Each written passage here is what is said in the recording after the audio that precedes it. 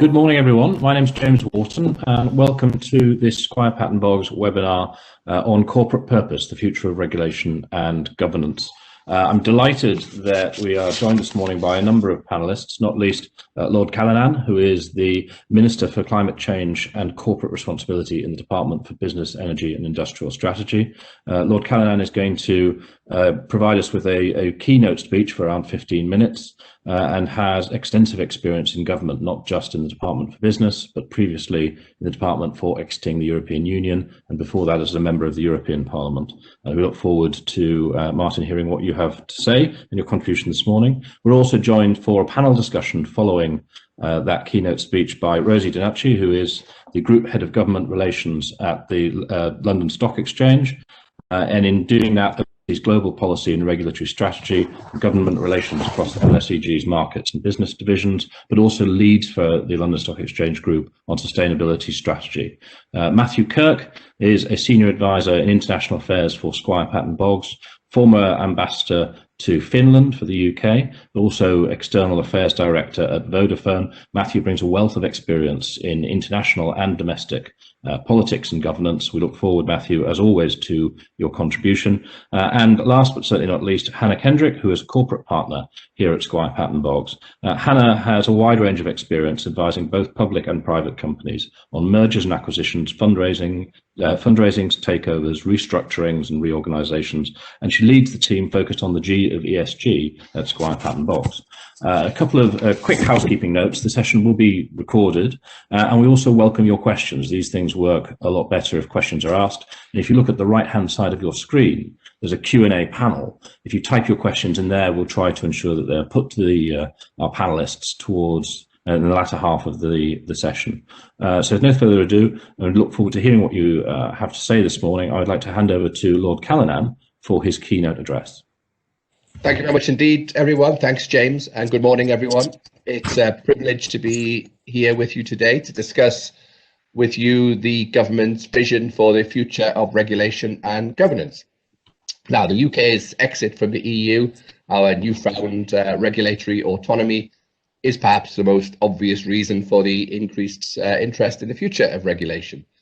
But I do think that there are more profound reasons that help to explain this interest and why the debate over its future is, in fact, not just a UK phenomenon.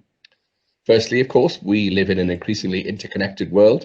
And secondly, the pace of technological change means that we have to adapt to how we regulate. Most of today's most pressing policy challenges transcend national borders as the world has grown ever more interconnected. In this new reality, to effectively protect citizens, businesses and society, regulatory cooperation is essential to ensure that we can compete globally whilst, of course, maintaining the necessary protections domestically. The pandemic has laid bare the fact that countries can't act in isolation to overcome a biological threat to our economies and societies. Regulatory decisions in all countries have been vital in protecting the health of the nation, whether that's putting rules in place to limit the spread of the virus, whether it's enabling the deployment of new technologies or allowing the rapid approval of new vaccines. And this is true beyond just epidemics. Mitigating climate change or strengthening financial market stability are just further examples of issues that go well beyond the remit of just one jurisdiction. The second reason, and perhaps the most fundamental reason for change, is, of course, technology. The unrelenting march of technological change creates challenges for our approach to regulation, but it also provides opportunities to effectively tackle the collective problems of our globalized world and provide us all with increased prosperity. We are seeing that the rate of innovation frequently exceeds the speed at which regulatory systems can adapt. New technologies are also increasingly blurring the lines between sectors, cutting across traditional regulatory boundaries and national borders. The result is that businesses can face unnecessary obstacles in bringing forward new propositions, while citizens are left with outdated protections. This translates into us failing to realise the full potential of new technologies in improving our everyday lives, in tackling challenges such as climate change, and therefore restricting our future growth. I believe that when the history books of this time are written, of course the UK's exit from the EU will be mentioned, This will be amongst chapters dedicated to the fourth industrial revolution and how the world came together to collectively tackle the defining issues of our time, such as COVID and climate change. So it is these two interconnected issues of globalization and technological change that are helping to define the future of regulation. So what does all this mean in the context of the UK and what we're doing in response? The development of efficient, necessary and proportionate regulation has become a key feature of the UK's economic policies, and it's one of the reasons why the UK has a reputation of being one of the best places in the world to do business. And these fundamental principles still hold true, but we also need to go beyond them to deliver an effective approach to regulation in the 21st century. We are at a critical juncture for the country and for our regulatory policy. Now that we've left the EU, we have repatriated many regulatory competences for the first time in almost half a century, whilst at the same time we're seeking to build our global ambitions. Our newfound regulatory autonomy provides us with the ability to take a new approach, developing smarter regulation that facilitates innovation, facilitates investment, and helps with trade. Just because we have made the decision to leave the EU, of course, doesn't mean that we're turning inwards. The UK, as a liberal, free trading nation, will continue to be a driving force for good as we seek to deepen our relationships and trade with a wider range of partners across the world. Developing a new approach to international regulatory cooperation will be key to delivering on this vision of a global Britain. It is non-tariff barriers to trade, which includes regulations and standards, which create the biggest barrier to international trade and cooperation. For most economies, the overall costs associated with these measures are between 2 and 10 times greater than the costs associated with tariffs. And this is particularly relevant in areas where the UK has comparative advantage, such as services and emerging technologies, which are mostly not subject to tariffs, if at all. So there are big gains to be made. Regulatory cooperation was largely seen previously as a competence of the EU. So now that we have left, it is imperative that we engage in this ourselves. And we are already working to embed a systemic global outlook into the heart of government through our forthcoming international regulatory cooperation strategy. This will set out plans to reform the policy-making process to require the government and regulators to consider regulatory proposals and their implications in a truly international perspective. This will ensure that opportunities for seeking harmonisation or equivalence in regulatory standards will enable opportunities for bilateral cooperation and UK leadership in shaping multilateral initiatives in order to meet our interests. And seeking greater regulatory cooperation does not run contrary to the reasons for us leaving the EU. We have to recognise, though, that to a large extent, regulatory divergences between countries are a manifestation of democracy and sovereignty.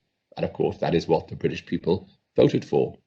Regulatory cooperation does not have to mean adhering to identical laws and regulations. It can be achieved through creating more interoperable frameworks that recognise different rules, processes and standards can create equivalent outcomes. As well as taking unilateral measures to promote regulatory cooperation in how we develop our own laws and regulations, we are also working to develop a more coordinated approach to international influencing abroad through what we call regulatory diplomacy. We want to secure our participation in key fora that set the global rulebook, work with other UK bodies to leverage our collective influence and deliver impactful engagement with priority countries. And this is not just about trade, it is also about being a responsible global player. As the first major economy to legislate for net zero, the UK has led the way globally on tackling climate change. We were one of the first countries worldwide to endorse in 2017 the recommendations of the Task Force for Climate-Related Financial Disclosures, aimed at ensuring climate-related risks and opportunities are priced into financial decision-making. The UK will become the first G20 country to make TCFD-aligned disclosures fully mandatory across the economy, with most requirements being introduced in the next 3 years. My department will consult on its proposals for this in the coming months. This will set out our plans to introduce requirements on all UK registered companies to make TCFD-aligned disclosures. Pending the results of that consultation and, of course, the impact assessment, we expect to have disclosure requirements for companies in place in 2022. However, of course, it's not enough for the UK to act alone. We intend to use the COP26 presidency to deliver on the promise of the Paris Agreement, helping to ensure that firms across the world can seize the opportunities presented by the low-carbon transition. In November 2020, the Chancellor of the Exchequer hailed the start of a new chapter for UK financial services, with green finance at its core, making a series of announcements that help the UK cement its position as a global hub for green investment. Financial disclosures are a key part of tackling climate change. New technologies such as advances in batteries and carbon capture and storage will also play a pivotal role in helping us to turn the tide against climate change. In order to maximise their utilisation and scale markets, we need to agree common rules and standards to ensure that they are made to the highest grade, deployed most effectively, and are, of course, readily tradable. In response to the speed and convergence of change demonstrated by emerging technologies, the UK has developed a distinctive approach to regulating them, which is recognised as world-leading. Our traditional understanding of regulation as being a barrier to growth and innovation is evolving. We now recognise that it can be a powerful potential enabler if done right, creating certainties for businesses, for investors and for consumers, which new markets need in order to grow. Autonomous vehicles, fusion energy and new medical breakthroughs won't happen in the absence of regulation. It is an essential part of the equation to ensure their safety, trust and their widespread adoption. And we are working to put the UK at the forefront of reforming regulation to enable the rapid yet safe adoption of these new technologies. A key aspect of this is being more anticipatory in our approach to ensure that existing frameworks don't lock out innovation and they help policymakers to be less reactive. Last year, we launched the Regulatory Horizons Council. It is an independent expert committee that is looking into the future to identify technologies which will have the greatest impact on our economy, our society and the environment, and where regulation will be critical to managing the potential risks and rewards. In its first year, it is reviewing what regulatory reforms are needed across government to enable genetic technologies, fusion energy, drones and medical devices. But what types of reform can they recommend to create future-proof frameworks? When we think about regulation, we typically imagine traditional command and control style regulation, which is prescriptive in what is permitted and what is illegal. But the pace and complexity of change exhibited by emerging technologies means that this approach often is ill-suited. Outcome-focused, tech-neutral legislation involves a focus on the achievement of real-world outcomes for citizens rather than prescriptive processes. It can encourage innovation since firms have greater freedom to try out new ideas and technologies.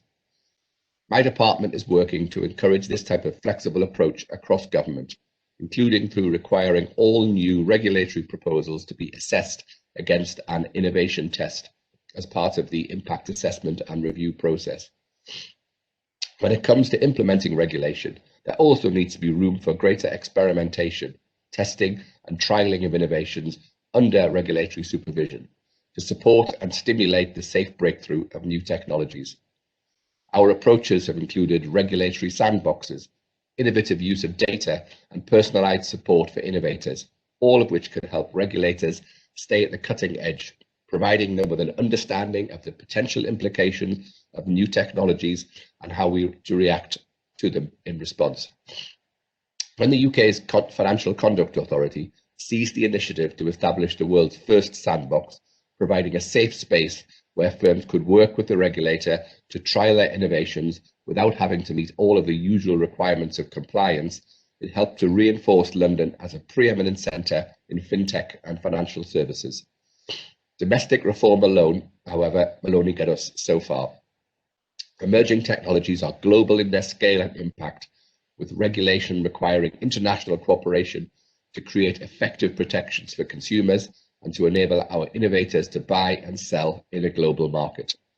So we are now championing this style of regulatory reform globally, encouraging other countries to move away from traditional prescriptive approaches that lock out innovation and can help to hinder trade. I was proud to launch the UK's initiative for the Agile Nations in December last year. This is a regulatory cooperation network comprising of 6 other countries, which aims to collaborate on regulatory experimentation and enables the rapid adoption of new technologies. Its activities could include coordinating anticipatory regulatory initiatives in different countries to develop a shared understanding and approach to regulating future technologies before divergence occurs, or developing global sandboxes that enable our innovators to test their products in several markets simultaneously through one application, with different national regulators that are sharing their insights and reforming regulation in step with one another. The goal is to set global precedent in how to regulate new innovations, align our approaches, and enable our innovators to scale their products across the 7 markets. My department is chairing the Agile Nations in its inaugural year and is working to develop an ambitious program of cooperation across the areas of mobility, data and communications, financial and professional services, green tech, medical diagnosis and treatments. In recognizing the vital role which regulations must play in driving future growth and prosperity, leaving the EU, the pace of new technologies and the lessons learned from responding to COVID-19 provide many opportunities and the impetus to redesign how businesses interact with regulation and government.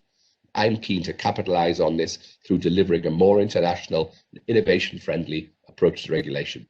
Thank you very much indeed, James. Thanks, Callan. I think that was a wide-ranging and excellent introduction to the panel discussion we're now going to have. I think touching on things like the need for an international approach, the real challenge of can regulation keep pace with innovation, the green focus, which I know will be of interest to quite a number of people tuning in today, and of course referencing COP26, which is going to be a very important event later this year, but also the need for reforms across government and the shift to outcome-focused legislation and regulation. I think there are a number of messages within that will be welcome, but also some interesting topics to explore. On which point, and moving to the panel discussion, I think if we could start, Matthew, with you, looking at the international context, and Lord Callanan spoke a bit about the need for cooperation across borders in regulation, particularly with new technologies. How do you think the current international context will impact on this as we begin to go through get through the pandemic, and how much has the pandemic changed things? Well, thank you very much, James, and thank you, Minister, for that very comprehensive and very helpful outline of the government's priorities looking at this. How has the pandemic changed things? I think you read a lot of commentary about whether the pandemic is a sort of epoch change-making event or an accelerator of change.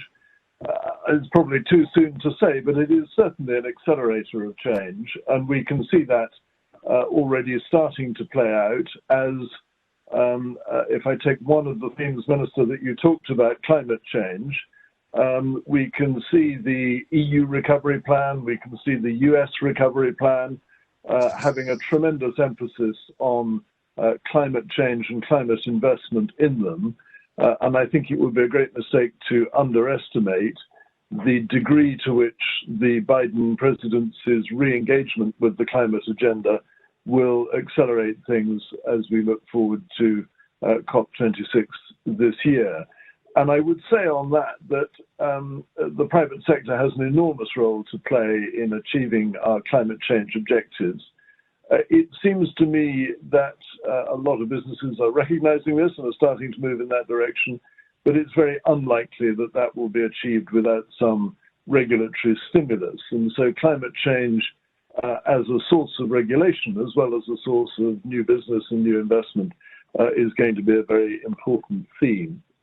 One other I would draw out is that I think through the last year, as we've dealt with the pandemic, we have seen, for very understandable reasons, governments around the world taking the precautionary principle to an extreme of intervention in the economy and society, which of course the crisis that we were living through is the reason for. The tone, Minister, that you were adopting about the role of regulation and innovation, I think is an extremely important one. Excessive precaution in regulation undoubtedly inhibits innovation. And we will need to find the right way and look very much to the government for leadership in doing this in the way that you described. to help us to wean us off the precaution that we have had to have through the pandemic, and to start to be able to experiment with things again and take risks in much the way you were describing. I would, in parenthesis, just note, though, that the pandemic has also been a fantastic stimulus of regulation in science and the discovery of vaccines. Two other things very quickly to mention. Whenever we talk about broader sustainability, I come back to the Sustainable Development Goals, set out, built on the Millennium Development Goals, a very comprehensive agenda for change and improvement of the planet as a whole, and a recognition that we will only all get better if we all get better. And I do think it's always worth in business reflecting on how your business contributes to the Sustainable Development Goals. And finally, I'm sure we'll come on to this later in the discussion, I think the pandemic has probably had quite a lasting effect on the way that we think about the people around us, the communities in which we live and work, and the colleagues with whom we work. Thank you very much, James. Thank you, Matthew. Rosie, I wonder if you could tell us a little bit about your role at the London Stock Exchange Group, and how the London Stock Exchange Group is approaching its sustainability strategy, but also what's the view of investors? How are they taking to the greening of the economy, and is there a positive business case for sustainable investment? Thank you very much. I'm delighted to be here today. So I'm Group Head of Government Relations and Regulatory Strategy at London Stock Exchange Group. We're a diversified financial market infrastructure business that spans the globe. We're headquartered in London, entities in Europe and US and further afield. Financial markets, particularly in the context of COP, are going to play a critical role in the so-called sustainable transition. You mentioned investors there, James, and they have been, prior to regulation and for many years now, sort of critical in terms of diverting funds towards sustainable companies and pushing the transition in that regard. Where it comes to London Stock Exchange Group, as I mentioned, we're a diversified firm, so we have various offerings across different businesses. We've got London Stock Exchange PLC, which is the iconic listing venue. And of those listed companies, obviously, we have a number of global resources companies, the BPs, the Shells, to name but a couple that are making, significant advances in terms of the sustainable transition. And then we have our indexing business, FTSE Russell, which calibrates indexes for investors on multiple different areas, but not least on so-called ESG, environmental social governance standards. So when it comes to the work that we do at London Stock Exchange Group on sustainability, there is having our own house in order, so to speak, and I know that TCFD has already been mentioned today. As a firm, a financial services firm, making sure we are compliant with existing precedents such as TCFD is one thing, but then it's about affecting change outside of the gate, so to speak, and in the broader ecosystem of financial markets. We do that through, positive encouragement of our corporate issuers of all sectors. I mentioned resources, but we have a number of firms that may derive, a significant chunk of their revenues from sustainable products and services. And in order to incentivize that or encourage it, we would issue a green economy mark. Just coming back to your point there, James, about investors, anything the exchange can do both as a group and through its businesses, which shine a light on good practice and make it easy for investors to identify firms that are making a transition in whatever way they can, is part of our sort of purpose, so to speak. Just finally to conclude on this, my role in particular, regulation and government relations, we've touched on that side of things. I think, we've seen a sort of flurry of activity, not least with the sort of the pioneering efforts of the previous governor of the Bank of England on TCFD. We've now got the proposal for mandatory disclosure in the UK, and mandatory being, as we've alluded to, at the vanguard of other jurisdictions. I think this is one area where we can really work in lockstep also with the European Union. The European Union has set a very positive precedent on the EU taxonomy. That is something which global investors are taking very seriously. And this area is really one that we need regulatory alignment where appropriate. There is no upside in regulatory divergence. And I think as a group, we have very constructive dialogue with the European Commission and bilaterally with other European member states on this topic of sustainable transition. Thank you, Rosie. I think, again, that internationalist theme shining through in your observations there, which is very interesting. Hannah, you're dealing with a lot of different companies day in, day out as part of your role. What are you seeing are the trends in governance? Do you think that's being driven by financial reporting requirements, or are there other factors? And do you think that ethical investing is driven by governance, or is it more about the product that comes out at the end? Thank you, James. Matthew sort of for change, didn't he? And I think certainly in terms of the conversations that we're having with clients and what we're seeing in terms of these trends, you won't be surprised to hear that we're seeing an enhanced focus around risk response, strategy, resilience is a word that's coming up a lot when people are talking about their sort of governance. And obviously, as a follow through of the events of 2020. Again, as we've touched on, all areas around human resource getting continued attention, human capital management, and in particular this sort of corporate culture piece where we've, again, Rosie touched on sort of the behaviours and not just sort of the results driven approach. And I think one of the things we're seeing is that sort of groups looking inwards and thinking about their governance structure, almost in readiness for what they feel is a change that's coming. Focus around board committees, perhaps moving away from or questioning traditional models of their sort of board committee structures, and getting that internal structure right and thinking about how it's going to be ready for what sort of has been a changed focus and continues to be. Again, as Lord Callanan said, the whole innovation piece, we're seeing data governance coming up much more as a theme, and boards looking at that, bringing together issues that we know have been, very sort of prevalent around privacy, cyber security for a lot of boards. And of course, as we've all touched on, the continued focus around ESG and disclosures and getting ready for what might be coming there, the TCFD, and sort of the general feel that financial and disclosures are going to sort of grow, and businesses want to be ready for that. But I think on the what's driving that pace of change, I think it is that sort of more the accountability piece rather than at the moment necessarily regulation. I think our boards are looking at, are they doing the right thing, whether or not there are requirements out there, because we've all seen the sort of consumer and society expecting a lot more of companies. They want boards and companies to sort of take a view and to sort of stand out there and say, actually, this is the view we're taking. And that's something obviously we saw quite a lot of businesses, just in the context, for example, of the coronavirus job retention scheme in 2020.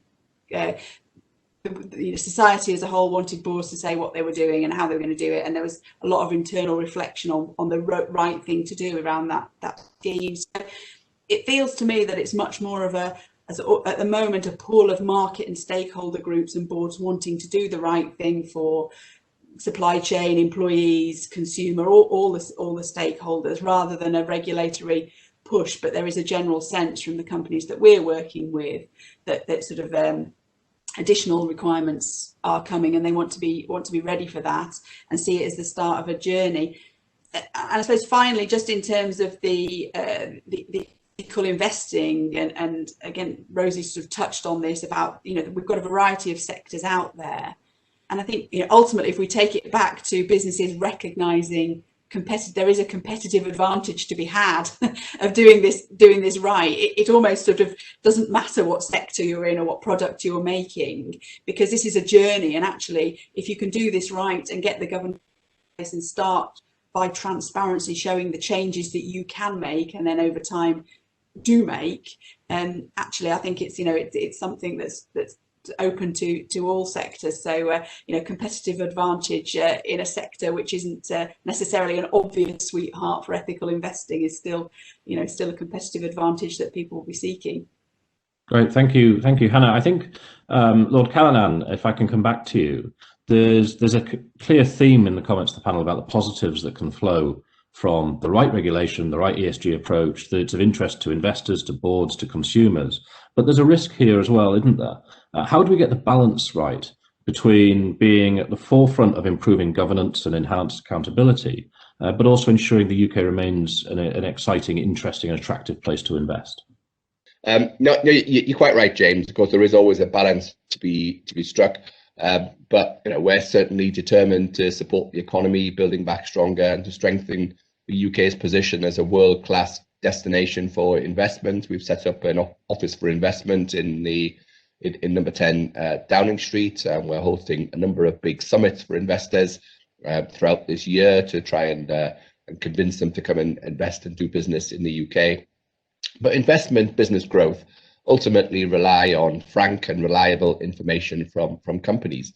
The measures that we've already implemented, the reforms to come, are about maintaining and enhancing the UK's reputation for high standards of corporate governance and fairness, which underpin capital financial markets. Later on today, we'll be launching our audit reform consultations as to how the audit market can change and develop and help us to pursue our both international regulatory and financial performance goals. Okay, thank you. That's something to look forward to in the late morning or afternoon today, I think. I should remind, we've got quite a lot of people watching and participating as observers. I just remind everyone that there is a question and answer panel at the right-hand side. Please do feel free to ask questions, which we will pass on to panelists as we go through. But my immediate next question, Matthew, I think is probably one for you. How does corporate purpose help companies develop their behaviours in this area? Thank you, James. I think Hannah talked about the desire of probably an increasing number of boardrooms to be doing the right thing. And I think being clear about what your corporate purpose is probably the most important contributor in helping a board and helping a management team to work out how, as a corporation, they can fulfill a purpose which does the right thing. There are a number of different sort of academic and so forth studies which talk about corporate purpose. One that I particularly like, the Blueprint for Better Business, talks about you defining purpose in terms of your customers, your employees, society, the people around you now, and future generations. And of course, at the centre, still being a successful business. This is not about failing to make money in order to do good. The thesis indeed is the opposite, that if you have a clear sense of purpose and you define your company by it, you will be a more successful company in the long term. And I think if you can define that purpose clearly, it has tremendous benefits for your internal narrative, for how your employees understand what your brand stands for and rally behind it. And obviously for your external narrative as well, whether it's trying to attract people to come and work for you, trying to attract customers to buy your product or use your service, attracting investors and so forth. And as the sorts of evolutions that Rosie and Hannah were talking about in the investment sphere take hold, so again, a clear definition of purpose will be a help in attracting investors. Right, thank you. I think that theme again shining through comments from across the panel about the interest that investors increasingly are taking in this area.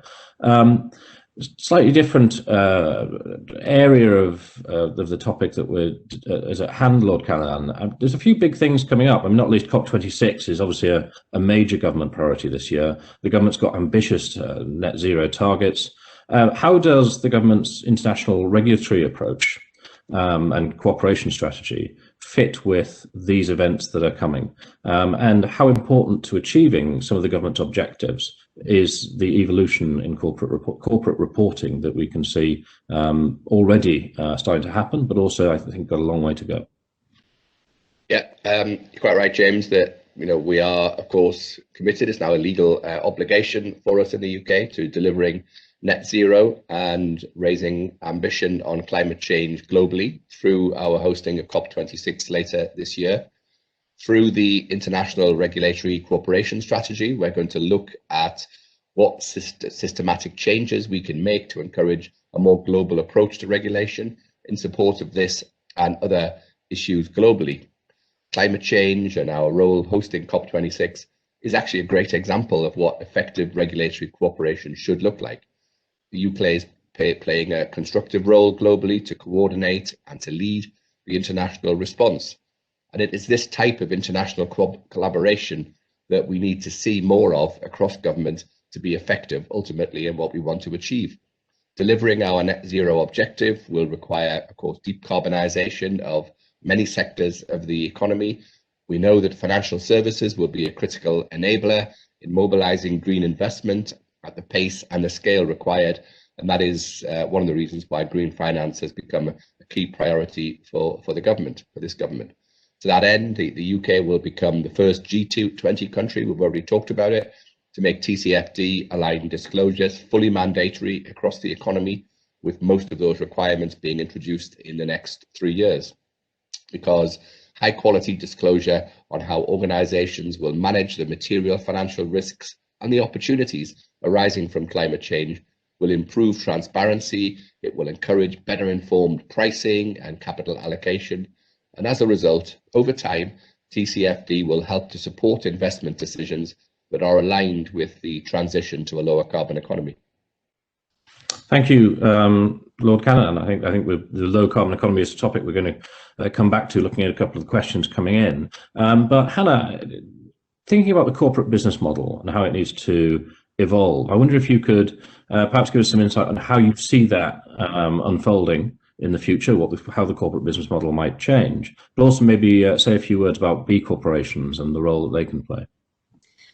Thank you. Well, there's a variety of different sort of changes afoot or things that companies are looking at. I mean, I think just dealing with the B corporations piece, I mean, clearly it's a public sort of not quite accreditation, that's the wrong word, but it's a sort of way of facing the public and saying this is something we're taking seriously, we're embedding this approach into our constitution, we're taking certain steps to make sure that, you know, essentially we're going out there as a business and doing what we believe our stakeholders want us to do. So it comes back to that little bit of accountability as well, and making sure that businesses are being upfront and, you know, wanting to sort of make that public statement. I think in terms of B Corps at the moment, we're seeing it much more at the smaller end, perhaps where one of the things we'll come on to talk about is sort of that sort of growth in the scope of governance and the businesses to which all of these regulations are going to start to apply, or which people are going to put upon themselves. But I think some of the smaller businesses where they're sort of taking this B Corp route it's an early adopter, if you like, of saying that yes, we're taking this business in the right direction, and actually this is something that is up there and important to us for all the reasons that our consumers in particular and our customers would expect. So I think we can expect to see, in terms of the sort of the business model evolving, that across all sizes of businesses, all types of business, there will be some of these sort of very public adopters, perhaps of regulations or requirements that aren't necessarily, compulsory for those at that scale or in that industry. So it's quite an interesting movement to sort of differentiate oneself in certain marketplace. So we're seeing a lot of, obviously, on the B Corp side of things, it's, you know, retailers, particularly around sort of clothing, you know, making sure that they're being seen to be out there in terms of the social piece, the human capital piece, saying we're doing this correctly, we're not, our supply chain has been looked at. Or similarly, you know, food manufacturing is another area where it's actually we're doing this properly. It is fundamental to us at a business at our stage that we are building on solid foundations. So it's very interesting. Thank you, Hannah. And Rosie, I mean, we've heard a lot about the way that companies are changing, the way that boards are changing, the different things that investors are now looking for. All of this presents a challenge to the traditional ways of evaluating a company's performance. How easily can the London Exchange, for example, actually manage this new world and keep up with the changing pace of the activities and the structures and governance of companies? Yes, so I think there's two ways of answering that question. Obviously, as a corporate issuer ourselves, London Stock Exchange Group needs to be able to demonstrate its credentials on ESG and where it aligns with the regulatory requirements of being a listed firm ourselves. I think, you know, as has been alluded to in this conversation, there is a degree of probing from investors, and hence, you know, this is on board agenda, and the appropriate response to various lines of inquiry is certainly high up there at the top of any listed company, and not least LSEG, in order to be able to respond to that theme. I would say, coming back to, you know, we as an entity, we don't determine how the assessment of firms coming to London, how they stack up on ESG. That is for the UK Listing Authority, so it's a separate organisation that does that. I think the power of the group, and not least the London Stock Exchange PLC, is, again, coming back to that point about positive encouragement, you know, incentivising the sort of shift towards sustainability versus sanctions. So, you know, we encourage firms that come to list here to tell their story on ESG, and that story needs to be told to different stakeholder groups. You know, investors, we've discussed that at length on this call, but there are wider societal stakeholders that have increasing expectations on this, public at large, employees, regulators, media. And I think the interesting thing that is happening right now, and has been happening for a couple of years, and obviously milestone events like COP really sort of bring everything together, is just how the confluence of those different stakeholder groups and their expectations. So if you start, you know, 10 years ago, it was investors asking these questions, but now everyone has a stake and an interest in it. And I think, as we've discussed, COVID has probably helped to accelerate that, certainly on the S part of ESG. So all that to say, I think that we as a firm, you know, we've got our story tight, we've got the purpose statement, and that is necessary. But also we use our sort of convening power and the fact that we are a listing venue to sort of encourage and incentivise firms coming to list and access capital in the UK to tell their ESG story, because there is no downside to doing that. You know, there's the regulatory requirement to doing it, but you've got all of these stakeholder groups that increasingly expect it. And one final point, I think, you know, the UK Companies Act, Section 172, you know, it steps through very clearly, breaks out those stakeholder groups that companies are now accountable to. And shareholders, yes, first and foremost amongst those, but employees, the environment, society at large, suppliers, all of that ecosystem. And I think, you know, the Companies Act Section 172 really captures, it's a useful summary of really where the ESG debate is anchored. Thank you, Rosie. That's very helpful, and touched on a number of areas, as you say, we've touched on already, but also introduced some of the new challenges that this space presents. And I think, Matthew, following on from that, when we look at the social and human capital of companies and of business, do you think change is being driven by a sense of ethical responsibility, or is it more enlightened self-interest? Well, I think the pandemic undoubtedly has highlighted the importance of people to the success of business. I was very struck talking to a number of CEOs and senior executives as we went through the early part of last year. Every single one of them put the well-being of their employees as their absolutely first responsibility for keeping the company together and able to recover. And I think, you know, the government undoubtedly did the right thing in putting in place support mechanisms to try to preserve that employer-employee relationship as we went through this very extraordinary disruption of our economy. So I do think the pandemic and other changes that we're seeing are undoubtedly underlining the enlightened self-interest, if you like, of sustaining your workforce, developing skills, and ensuring that you have the human capital to be able to succeed in a world of constant innovation and constant change. But I'm also struck looking at the attitudes of younger people coming into the workplace who are much more demanding in many cases of their employers in terms of their ethical standards, that ethical interest is becoming more part of how society looks at companies. And it's increasingly difficult for a company looking at the levels of accountability that whether they're expected by regulation, expected by investors, or just generally, as Rosie was describing there, helpful things to do in how a company projects itself. The ethical dimension of how you deal with people who you employ, who work for you in your supply chain, and how you deal with the community and society around you is one that is going to keep going up the corporate agenda. Thank you, Matthew.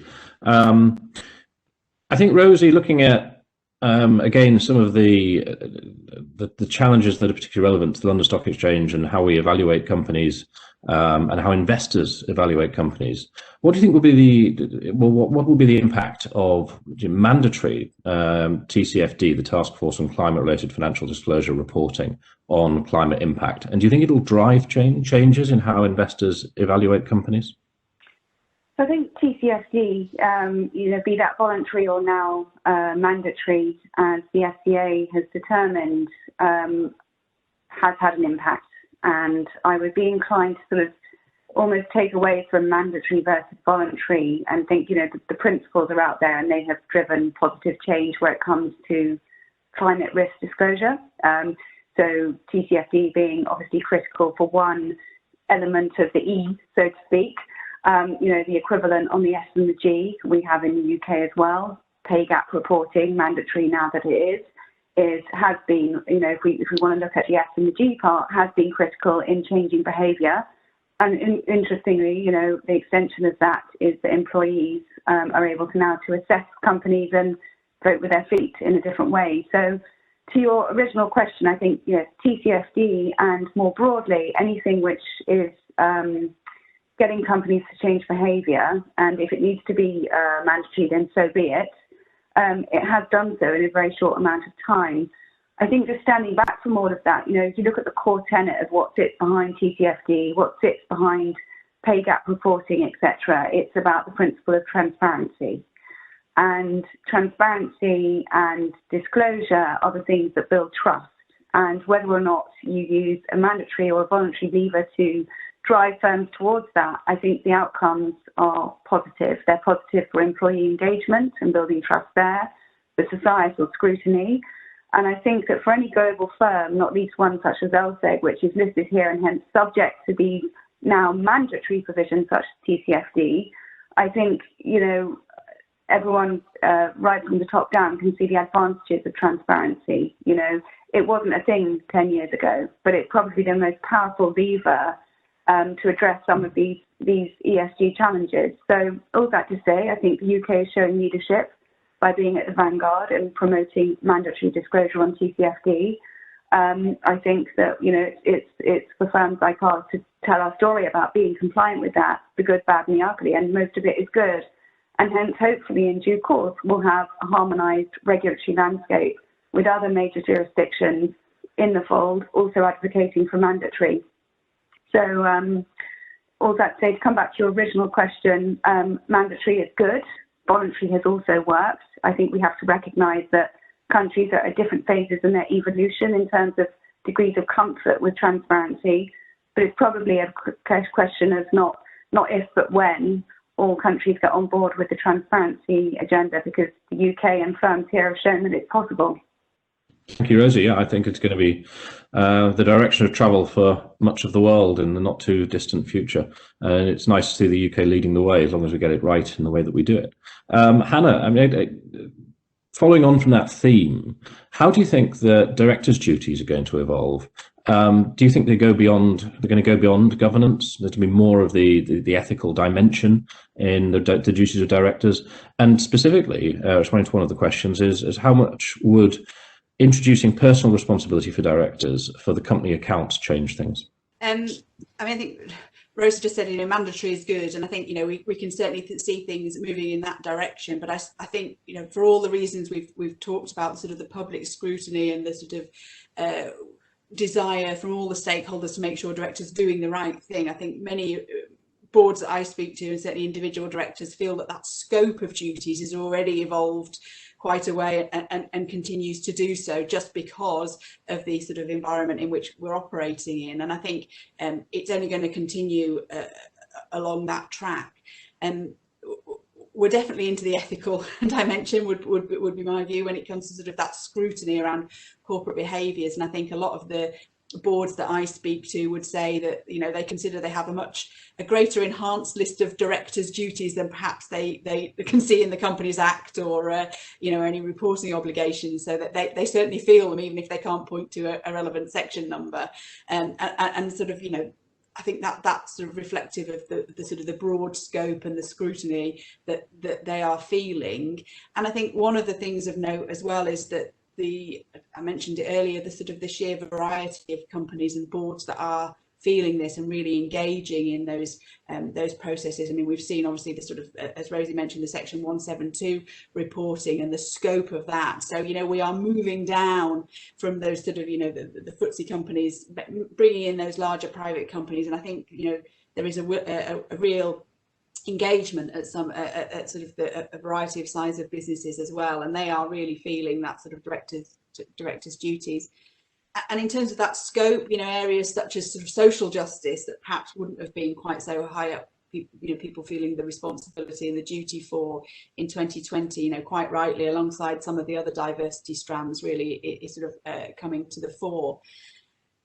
And I suppose finally on the point about the sort of personal responsibility for the company accounts, again, I think it's an enhancement of that framework of regulation.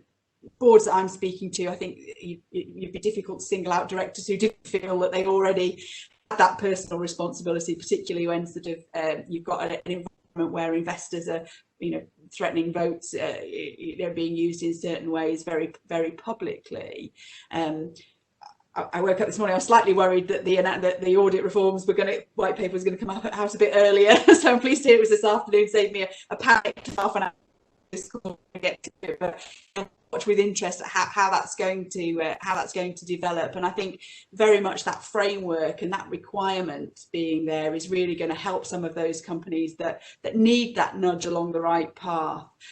Although I would hope that it's not going to be too much of a fundamental change for a lot of businesses who are moving in the right way anyway. Just to echo the point, we've just got to make sure that there's that balance there, haven't we, that it's not too onerous for those companies that really are at the start of that journey. And I think that the point about collective responsibility is quite an interesting one. Very finally from me, we're seeing quite a lot around boards taking a further sort of introspective step, looking at the way that they're evaluating themselves, and I sort of see that very much joined with this idea of investor votes. And if you're sat at the wrong end of an investor vote, I don't think it feels very individual. I think it feels very collective. So we're definitely moving down that track, and I think part of the governance is those boards, circling back to what I said right at the start, thinking about how they're structured and are they ready for these developments. And that's sort of some of the things we're definitely seeing evolving now. Absolutely. Thank you, Hannah. Lord Callanan, and I'm very conscious of time. You've been very generous with your time. I know it's a busy day for you, as most days are for government ministers. Then there's a couple of bits and pieces from the questions that have been sent in that I've not yet managed to cover. So in the remaining few minutes, if with your permission, I would like to try to throw in a couple of topics to which you can perhaps give an initial response. And a number of the comments that we've had include that one of the challenges is the UK gold plating regulation, regulators going beyond the remit set out in policy framework, implementing rules in a subjective manner. And the complaint, as it were, or the comment is, this has meant an environment which is very complex to innovate and grow without regulatory certainty. So what can be done to redefine the role of some of the big regulators so that companies and businesses can better plan. And with your permission, I know politicians are sometimes used to taking multiple questions at once. I'll throw a couple more bits and pieces in as I'm conscious of time. Another key question I think has come in about the actual reporting of ESG. And it's written here that the company reports ESG in its annual report, but it doesn't do any specific reporting in between, but is often asked by organisations to submit data. Clearly, this can become bureaucratic. Any advice on the best way to report ESG for companies that are engaging in this area? Okay, thanks, James. On the first problem with regard to gold plating, yeah, it's a difficulty, and it's partly a consequence of the regulatory framework in the UK, in that traditionally, over the years, we've tended to go down the route of independent regulators. So, you know, we have a number of them, Ofgem, Ofsted in your case, etc., which are areas where regulation is devolved, and so it's not sort of day-to-day responsibility for ministers to produce. You know, we let the regulators have their freedom, if you like, to get on with regulating things. And I think the danger is always that many regulators kind of take a safety first approach. You know, it's not quite the precautionary principle, but you know, they're always conscious that they won't get a huge amount of credit if it's, you know, if something goes wrong or there's an accident or a problem or something. And so it's getting them to, yes, make sure the protection is built in, but on the other hand, that there is the freedom to innovate. You know, that's why I talked about in my speech sandboxes. You know, to take an example, in, for instance, unmanned aerial vehicles, drones, we've established 1 or 2 sandboxes in the UK where people can kind of experiment with a bit more freedom. We need to produce some more in different parts of the country. You know, we're a tightly populated island, but there are some areas where we can we can allow people to sort of, if you like, play with these devices free from regulatory control to see what can be done in a safe and effective manner. And remind me what your second question was, sorry? It's about the best way to report on... Oh, yeah, reporting. Well, I mean, hopefully if the audit consultation comes out today, we're still waiting for final clearance. We'll have a few more things to say about ESG, how the audit reform process can change to encompass more objectives away from pure sort of financial numbers. We consulted on TCFD, as has been referred to, but I think it's for companies really to have a regular ongoing dialogue with their shareholders, with their investors, and increasingly with their customers. I think what's been fascinating about the development of corporate reporting in recent times is the way that more you know, campaigning shareholder organizations, customers have been getting together to put pressure on boards to pursue more sustainable policies. Now, I think there's a danger. Companies have got to be careful not to react to the sort of noisy minority as opposed to the broad mass of their customers. But I think it's increasingly being used by investors and by customers to put pressure on companies, and I think that will continue. So outside of the formal reporting processes, there will be increasing disclosures required from companies, and that will come just as a result of normal commercial pressure. I think that's undoubtedly going to be the case, and again, a number of themes throughout the conversation of the panel, I think, which hopefully will be useful to those who've been watching and listening. Certainly from my point of view, and you alluded to it in your final comments there, Lord Callanan, I've just been appointed as chair of the universities regulator myself, and I find it a fascinating area in which to engage, and the debate's been helpful and interesting to me, although perhaps slightly less commercial in the role that I will have. I don't know whether that's poacher turned gamekeeper or how that works, but maybe I can do both. I'll do my best. I'd just like to thank everybody, particularly the panelists, for your time. I think it's been a really useful and interesting discussion.